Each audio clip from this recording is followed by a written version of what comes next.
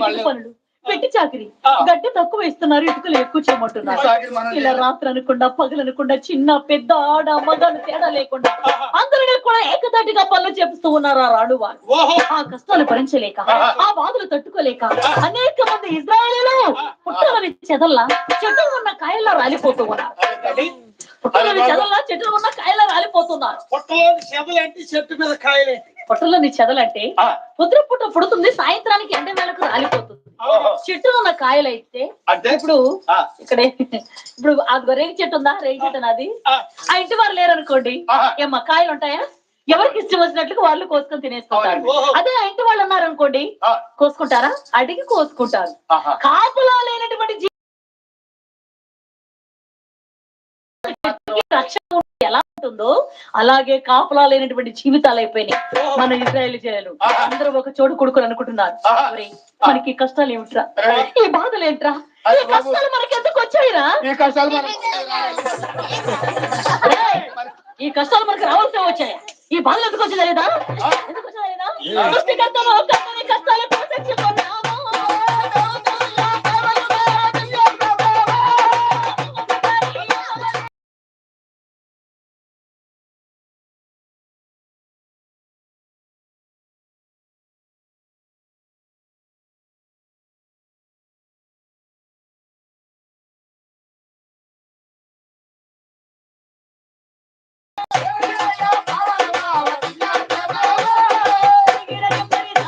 సృష్టికర్తని కాదు మనమే కొని తెచ్చుకున్నాం.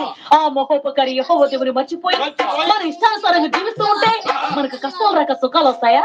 ఏమా అయినా కష్టాలు పడకూడదు. మనం దేవుని వలన ఎప్పుడు మన సుఖాలు అనుభవించాలా? ఒకవేళ దేవుడు మనకి కష్టాలు సుఖాలను పెట్టి పెట్టి ఒకసారి కష్టం పెట్టాడు అనుకోండి, ఏమనుకుంటామండి మనం? ఈ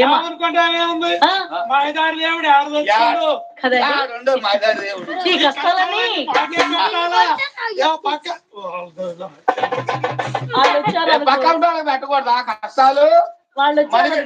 వాళ్ళు వచ్చారనుకో నేను ఉరికెత్తారు. కాబట్టి నాయన దేవుడు వలన మనం కష్టాలు పడకూడదా? ఎప్పుడు సుఖాలు అనుభవించాలా?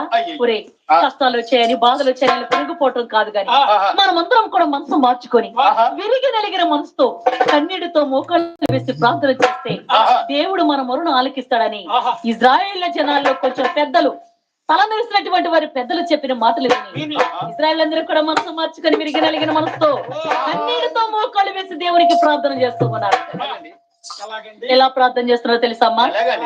కొండపై నీవన్నమా